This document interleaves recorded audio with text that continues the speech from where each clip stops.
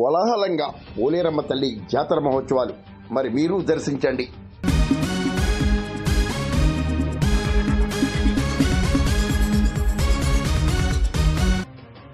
ఉమ్మడి తూర్పు గోదావరి జిల్లాలో భక్తుల పాలిట కల్పవల్లిగా ప్రసిద్ధి చెందిన పెదపూడి మండలం సంపర పోలేరమ్మ తల్లి జాతర మహోత్సవాలు శుక్రవారం రాత్రి అంగరంగ వైభవంగా జరిగాయి.